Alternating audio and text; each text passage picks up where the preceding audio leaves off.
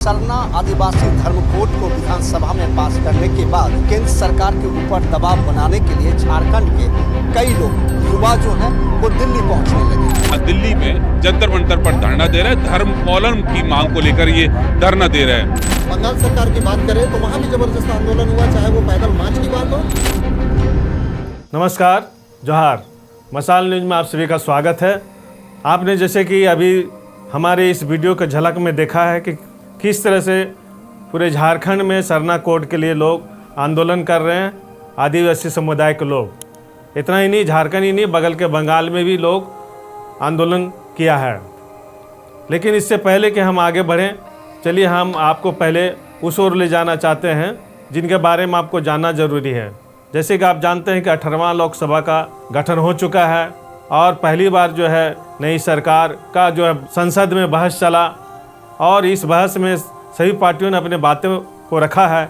वहीं झारखंड के सिंहभूम लोकसभा के जो सांसद रही हैं, जो अभी हमारे सांसद जोवा मांझी, उन्होंने भी सरना कोड के बारे में जो कहा आप सुनिए। विकास का कार्य में जोड़ती है, मगर झारखंड राज्य अभी तक हम लोग वहाँ पर ठीक से जनजातियों का विकास नहीं कर पाए हैं। मैं आपके माध्यम से सरकार से आग्रह करना चाहती हूँ कि उस राज्य को झारखंड जैसा आदिवासी बहुल राज्य है विशेष दर्जा मिले और संपूर्ण विकास वहाँ पर हो।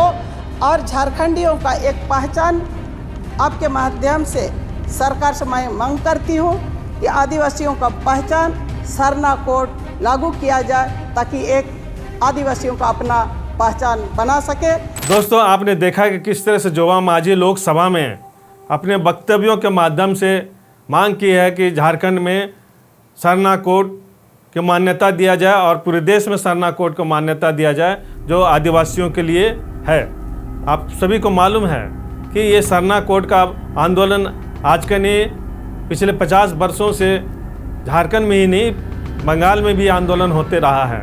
लेकिन आखिर ऐसी क्या वजह रही है जो आज तक आदिवासियों को, यहाँ के मूल निवासियों को सरना कोड नहीं दिया गया? सरना कोड का इतिहास क्या रहा है और कब से सरना कोड का आंदोलन चला और ये सरकार सरना कोड क्यों नहीं देना चाहती है, आज की इस वीडियो पर हम बात करेंगे। अगर हमारा मांग को पूरा नहीं किया गया तो इस पे हम लोग खरा उतरेंगे और हमको निश्चित रूप से हमको विश्वास है कि इस बार सेंसस जो जून जुलाई में होने वाली है उससे पूर्व हम लोगों को सरना धर्म कोड दिया जाएगा, एक कॉलम हमारे लिए होगा। दोस्तों, जैसे कि आप समझते हैं कि हर एक धर्म के लोग हमारे देश में हैं, हिंदू, मुस्लिम, सिख, ईसाई, जैन, बौद्ध धर्म, बहुत सारे धर्म हैं। दोस्तों, सबसे पहले हम ये जानेंगे सरना है क्या। सरना मतलब पूर्वजों की पूजा और उसमें खासकर माँ का जो दर्जा दिया गया है वही दर्जा सरना के माध्यम से हम माँ का पूजा करते हैं। जैसे कि आप सभी को मालूम है कि सरना धर्म मानने वाले यहाँ के जो भी लोग हैं वो प्रकृति पूजक हैं, वो प्रकृति की पूजा करते हैं। पेड़ पौधा, जंगल, जल जंगल ज़मीन की रक्षा जो करते हैं और उनकी वो पूजा करते हैं। तो सरना का मतलब यही है कि प्रकृति की पूजा करना, यानी प्रकृति पूजक बनना। तो आखिर सरना कोड क्या है? सरना कोड के बारे में हमको समझना है। हम लोग सभी जानते हैं जब जनगणना होती है उसमें फॉर्म भरा जाता है, सभी लोग अपना अपना धर्म का उल्लेख उसमें करते हैं और धर्म का वहाँ कोड दिया हुआ है। जैसे हिंदू का 1, मुस्लिम का 2, ईसाई का 3, सिख का 4, इस तरह करके दिया हुआ 1 2 3 4 5 6। उसमें हम लोग टिक मारते हैं और लिखते हैं कि हिंदू धर्म है या मुस्लिम धर्म के हम लोग हैं। उसी तरह से सरना के लिए कोड का डिमांड किया जा रहा है कि हम लोग यानी जो आदिवासी हैं उनके लिए एक अलग से कोड दिया जाए ताकि वो लोग भरे और ये जान सके पूरा देश कि सरना धर्म के लोग हमारे देश में कितना हैं। 2011 के जनगणना के अनुसार हमारे देश में 750 एसटी ट्राइब्स जो अलग अलग ग्रुप में हैं, जिसकी कुल जनसंख्या 10 करोड़ से ज़्यादा है। लेकिन उसके लिए अभी तक धर्म कोड की जो मांग है उसे पेंडिंग रखा गया है। आखिर ऐसा क्यों है? दोस्तों, अभी हम चलते हैं सरना कोड का इतिहास बताने। हमारे देश में सबसे पहले 1871 और 72 में अंग्रेजी शासनकाल में पहली बार जनगणना शुरू हुई थी। उसके बाद हर एक 10 साल में यहाँ जनगणना किया जाता है। 1871 और 72 में जब ये जनगणना हुई थी उसमें आदिवासियों के लिए सरना धर्म का उल्लेख था और उसे सरना कोड भी दिया गया था जो 1941 तक रहा। लोग अपना धर्म यानी यहाँ का आदिवासी अपना धर्म सरना बता सकते थे, लेकिन जब देश आज़ाद हुआ 1951 में जाकर उसे सरना कोड का एक जो कॉलम था उसे हटा दिया गया। सरना कोड के जगह में एक अदर्स का कॉलम आ गया। अब शायद वो भी अदर्स का भी कॉलम नहीं रह गया। इस तरह से जो यहाँ का आदिवासी ये नहीं बता पाते कि वो किस धर्म से बिलोंग करते हैं। और जैसे कि आपको बताया मैंने कि किस तरह कोड बिल है, कोड दिया गया हिंदू मुस्लिम सिख जैन, तो उसी तरह कोड जो है सरना का दिया जाना जो बहुत ही ज़रूरी है। और ये आंदोलन जो है पिछले 50 वर्षों से हो रहा है। आपने आंदोलन के बारे में अच्छी तरह से जाना है, देखा भी है, और उसके बारे में मैं बताना चाह रहा हूँ कि पिछले 50 वर्षों से ये आंदोलन होते रहा है।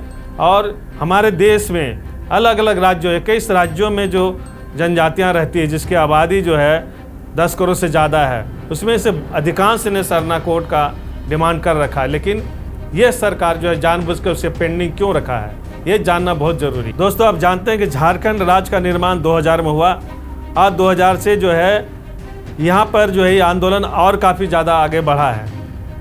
2000 में जब ये झारखंड राज्य की स्थापना हुई, यहाँ बीजेपी की सरकार रही है और बीजेपी की सरकार लंबे वर्षों तक चला।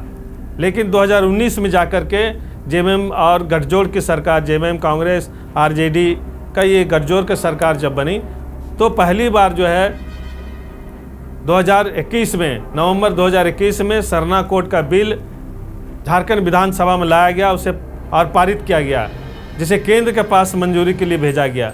उसी तरह 2023 में पंचायत चुनाव के पहले ही पश्चिम बंगाल में भी जो है वहाँ के विधानसभा से सरना कोड के समर्थन में बिल पारित करके केंद्र को भेजा गया, लेकिन वह बिल अभी तक पेंडिंग है। आखिर ऐसा क्यों, जबकि हमारे देश में अभी राष्ट्रपति खुद आदिवासी हैं, लेकिन इसके बावजूद जो है सरना कोड को मंजूरी नहीं मिल पा रहा है। इसका वजह क्या है, ये हमें जानना है। दोस्तों, जैसे कि मैंने पहले भी बताया कि ये आंदोलन सरना कोड के लिए आंदोलन पिछले 50 वर्षों से होता रहा है झारखंड में, लेकिन सोशल मीडिया छोड़कर, कुछ अखबारों में छोड़ करके मेन स्ट्रीम मीडिया हमेशा इस आंदोलन को नज़रअंदाज करके रखा है। कभी इस आंदोलन को सुर्खियों में कभी नहीं चलाया और न कभी उस पर बहस की गई। मेन स्ट्रीम मीडिया में हिंदू मुस्लिम सांप्रदायिक दंगा के बारे में ज़्यादा बातें होती है, या नहीं तो मोदी के गुणगान के बारे में ज़्यादा बातें होती है। यहाँ के आदिवासियों का जो जल जंगल ज़मीन का संघर्ष है, आंदोलन है, उसे हमेशा अनदेखा किया गया है। जैसा कि आप जानते हैं, पिछला जो भी जनगणना हुई है 2011 में जनगणना हमारे देश में हुई है, और 2011 के बाद अभी तक जनगणना हमारे देश में नहीं हुई है।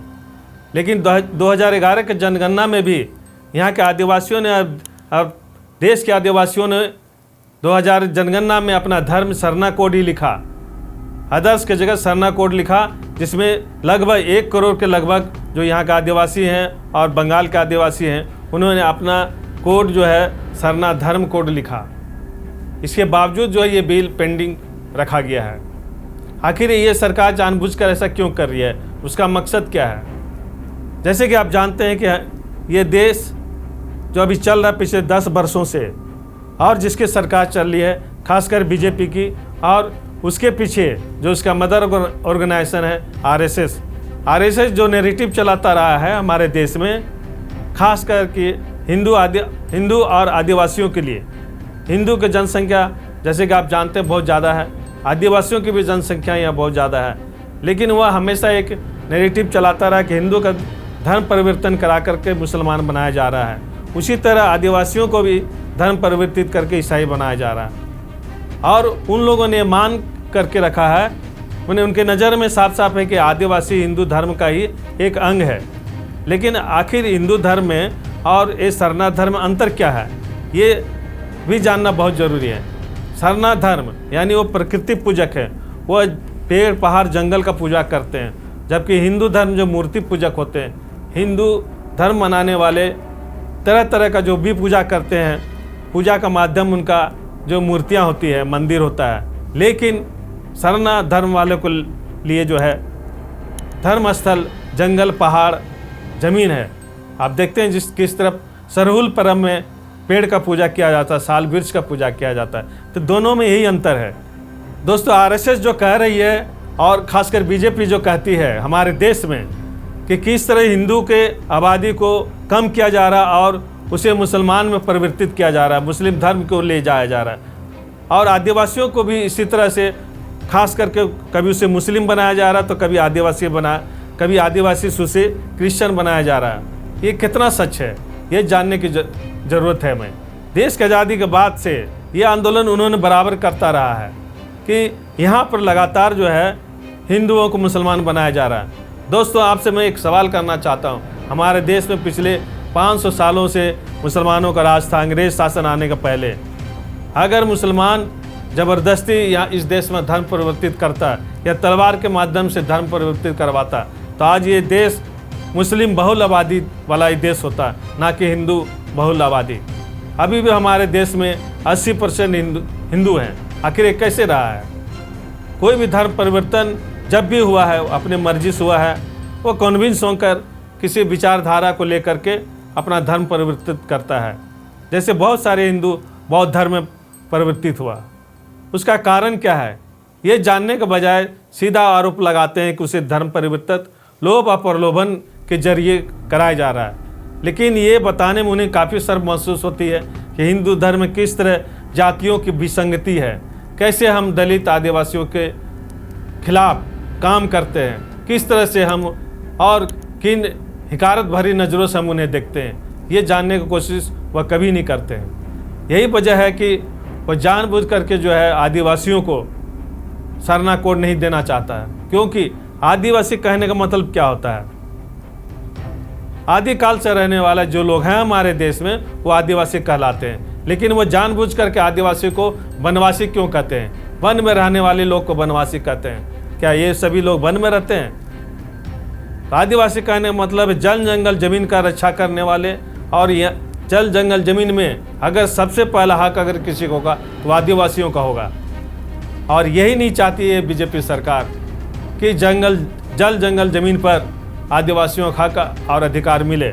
आपने देखा कि CNT और SPT एक्ट होने के बावजूद इस झारखंड राज्य में, उड़ीसा में, आपको बंगाल में जहाँ भी आदिवासी रहे हैं उसे ज़मीन से बेदखल किया गया है। जब भी हमारे देश में खनिज पदार्थ की खोज की जाती है वो जंगलों में मिलती है, पहाड़ के नज़दीक मिलते हैं, जहाँ आदिवासियों की जनसंख्या काफ़ी ज़्यादा रहती है। उन्हें वहाँ से बेदखल किया जाता है, ना उन्हें ठीक से मुआवजा दिया जाता है, ना उनके लिए विस्थापन की नीति ठीक से बनाई जाती है। आज ये हालत ये है कि यहाँ के आदिवासी जो यहाँ के मूल निवासी हैं अपने रोजगार के लिए, पेट भरने के लिए लगातार जो है झारखंड से पलायन करते जा रहे हैं और दूसरे प्रांतों में जाकर दिल्ली, पंजाब, हरियाणा में जाकर घरेलू नौकर का काम करते हैं। इस देश का जो मूल निवासी हैं उसके ये हालत किसने बनाया है ये सोचने की ज़रूरत है। हमारे देश में आज़ादी के बाद से लगातार कांग्रेस की सरकार रही है, अब बीजेपी की सरकार रही है, मिलजुल करके जो है यहाँ पर अभी गठजोड़ की सरकार रही है। लेकिन क्या उन्होंने कभी भी यहाँ के आदिवासियों को, यहाँ के मूल निवासियों को ज़मीन पर कब्जा दिलवाया? कितना कब्जा दिलवाया? आज अगर आप सर्वे करेंगे और पाएंगे तो देखेंगे कि बहुत सारे ऐसे बस्तियाँ हैं जहाँ से आदिवासी पूरी तरह पलायन कर चुका है। जहाँ पहले 80% आदिवासी रहते थे, आज वहाँ मात्र 10% आदिवासी आपको मिलेंगे। शहरों में भी ये संख्या बहुत कम होती जा रही है। वह धीरे धीरे इस समाज से दूर होते हुए जंगल की ओर भाग रहे हैं या किसी दूसरे राज्य की ओर भाग रहे हैं। जबकि हमारा ये झारखंड कितना समृद्ध है, कितना ये धनी है, लेकिन यहाँ के आदिवासी, यहाँ के मूल निवासी काफ़ी गरीब हैं। आखिर इसका कारण क्या है? इसका मुख्य वजह है यहाँ के पॉलिसी जो आदिवासियों को जल जंगल ज़मीन पर रक्षा करने नहीं दिया। हमेशा से जल जंगल ज़मीन का अगर किसी ने रक्षा किया है तो वो आदिवासी कौम रहा है इस देश का, लेकिन उसके साथ हमेशा दुर्व्यवहार किया गया। आरक्षण रहते हुए उन्हें आरक्षण का लाभ पूरी तरह नहीं मिला। दोस्तों यहाँ मुख्य बात है कि आखिर आदिवासियों को सरना कोड अभी की सरकार क्यों नहीं देना चाहती, जबकि देश में राष्ट्रपति भी एक ST है, एक आदिवासी है। उसका मुख्य वजह क्या है? उसका मुख्य वजह है बीजेपी RSS की विचारधारा। वो आदिवासी को हिंदू मानते हैं, वो कभी नहीं चाहते कि आदिवासियों को अलग धर्म कोड मिले, क्योंकि उनका मुख्य मकसद है जो बैकडोर से हम बोलना चाह रहे हैं। अगर वो सरना कोड मिलता है उन्हें और CNT SPT एक्ट के अंदर जल जंगल जमीन पर उन्हें कब्जा दिलाया जाता है, तो ऐसे स्थिति में ये सरकार पूंजीपतियों को, खासकर बड़े बड़े पूंजीपतियों के उद्धार के लिए नियम कैसे बनाएंगे, कैसे उन्हें कब्जा दिलाएंगे। आप देखिए किस तरह अभी पिछले दिनों छत्तीसगढ़ में, मध्य प्रदेश में जंगलों में अडानी को कब्जा करने दिया गया। अगर जंगल ही नहीं रहेगा और ये प्रकृति ही नहीं रहेगा तो हम कैसे रहेंगे। दोस्तों, अंत में मैं यही कहना चाहूँगा कि आदिवासी जितने भी ग्रुप में रहे, आदिवासी कौम अलग अलग ग्रुप में रहे, अलग अलग पार्टियों में भी रहे, लेकिन अपने धर्म के रक्षा के लिए उन्हें आगे आना होगा। सभी को मिल करके सरना कोड के लिए इस जो आंदोलन चल रहा है उसे और आगे बढ़ाना पड़ेगा और आपको एक शक्तिशाली आंदोलन करना होगा, तभी जा कर के ये डिमांड पूरा होगा और अपने हक और अधिकार के लिए आप संघर्ष करें, आपकी जीत निश्चित होगी।